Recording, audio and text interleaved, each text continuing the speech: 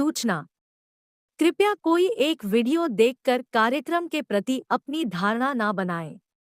चरणबद्ध तरीके से प्राप्त किया गया ज्ञान हमें हमारे लक्ष्य तक पहुंचाता है। धन्यवाद।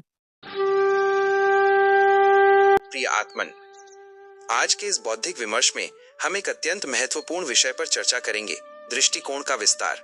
किसी भी घटना या परिस्थिति को पूर्णता में समझने के लिए उसे केवल एक चश्मे से देखना पर्याप्त नहीं होता। सत्य के विविध आयाम होते हैं और उन तक पहुंचने के लिए हमें विश्लेषण के विभिन्न मार्गों को अपनाना पड़ता है। जब हम कई दृष्टिकोणों का संयुक्त उपयोग करते हैं, तभी हम किसी समस्या के समाधान और प्रबंधन के लिए एक समग्र रणनीति बना पाते हैं। आइए इन 5 प्रमुख दृष्टिकोणों को विस्तार से समझें। 1. वैज्ञानिक दृष्टिकोण। यह मार्ग पूर्णतः तथ्यों, प्रयोगों और साक्ष्यों पर आधारित है। यहाँ क्या और कैसे पर बल दिया जाता है। वैज्ञानिक विश्लेषण वस्तुनिष्ठ होता है, जिसमें अवलोकन और डेटा का उपयोग कर निष्कर्ष निकाले जाते हैं। उद्देश्य: कार्य कारण संबंध को तथ्यात्मक रूप से समझना। उपयोगिता: तकनीकी समस्याओं, महामारियों और प्राकृतिक आपदाओं के सटीक निराकरण हेतु यह अनिवार्य है। 2. सामाजिक दृष्टिकोण। मनुष्य एक सामाजिक प्राणी है, अतः किसी भी घटना का प्रभाव समाज की संरचना, संस्कृति और समुदायों पर पड़ता है। यह दृष्टिकोण सामाजिक मूल्यों और परंपराओं के संदर्भ में विश्लेषण करता है। उद्देश्य: घटना के सामाजिक प्रभावों और प्रभावित वर्गों की स्थिति को समझना। उपयोगिता: निर्धनता, असमानता और कुरीतियों को मिटाने हेतु जागरूकता और नीतियां बनाने में सहायक। 3. धार्मिक दृष्टिकोण। यह दृष्टिकोण घटना को धार्मिक विश्वासों, पवित्र ग्रंथों और परंपराओं के आलोक में देखता है। यहाँ नैतिकता, आस्था और ईश्वरीय विधान को केंद्र में रखा जाता है। उद्देश्य: संकट के समय लोगों को नैतिक और भावनात्मक संबल प्रदान करना। उपयोगिता: उन समाजों में अत्यंत प्रभावी जहां आस्था गहरी है, विशेषकर आपदा के समय आत्मिक शक्ति प्रदान करने में। 4. आध्यात्मिक दृष्टिकोण।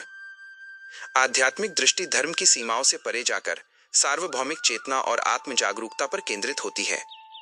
यह जीवन के गूढ़ अर्थ और आत्मिक उन्नति का मार्ग प्रशस्त करती है। उद्देश्य: घटना को जीवन के व्यापक उद्देश्य और आंतरिक विकास के रूप में देखना। उपयोगिता: व्यक्तिगत संकट, मानसिक तनाव और आत्मचिंतन के माध्यम से शांति प्राप्त करने हेतु उपयोगी। 5.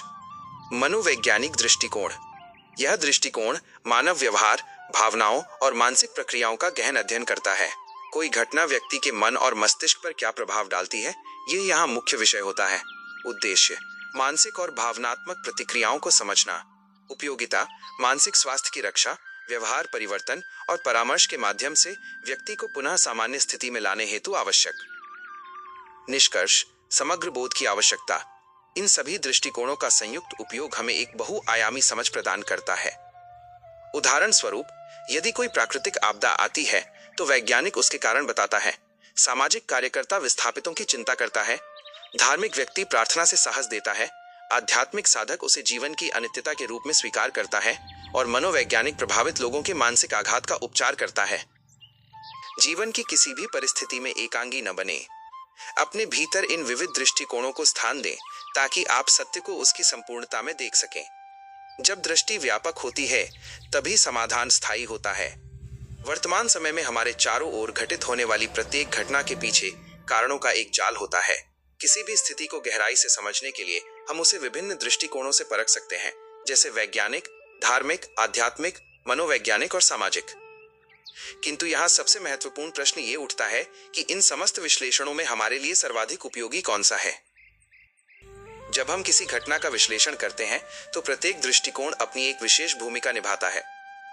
वैज्ञानिक कारण हमें तथ्यों, तर्क और भौतिक जगत के नियमों से अवगत कराते हैं। धार्मिक कारण हमें नैतिकता, परंपरा और ईश्वरीय विधान के चश्मे से सत्य दिखाने का प्रयास करते हैं। आध्यात्मिक कारण हमें घटना के पीछे छिपे जीवन के गूढ़ अर्थ, चेतना के विकास और आत्मिक उन्नति का बोध कराते हैं। मनोवैज्ञानिक कारण हमारे मन की परतों, भावनाओं और व्यवहार के मूल कारणों को उजागर करते हैं। सामाजिक कारण घटना का समाज, संस्कृति और लोक व्यवस्था पर पड़ने वाले प्रभाव का चित्र प्रस्तुत करते हैं। यूं तो ये सभी मार्ग सत्य के अलग अलग पहलुओं को प्रकट करते हैं, किंतु उपयोगिता की दृष्टि से समग्र दृष्टिकोण ही सर्वश्रेष्ठ है। यदि हम केवल वैज्ञानिक पक्ष को देखेंगे तो संवेदनाएं छूट जाएंगी। यदि केवल धार्मिक पक्ष को देखेंगे तो तर्क पीछे रह जाएगा। वास्तविक उपयोगिता उस विश्लेषण में है जो एक व्यक्ति को आंतरिक शांति प्रदान करे, 2. समाज में सकारात्मक परिवर्तन लाए। 3. आने वाली पीढ़ी के लिए एक सुदृढ़ और विवेकपूर्ण मार्ग प्रशस्त करे।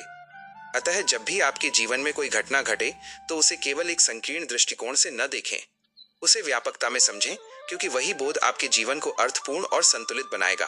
अंततः मेरा यही परामर्श है कि आप अपनी दृष्टि को व्यापक बनाएं। सत्य किसी एक विचारधारा का बंधक नहीं है, वो तो इन सभी के संगम में निहित है।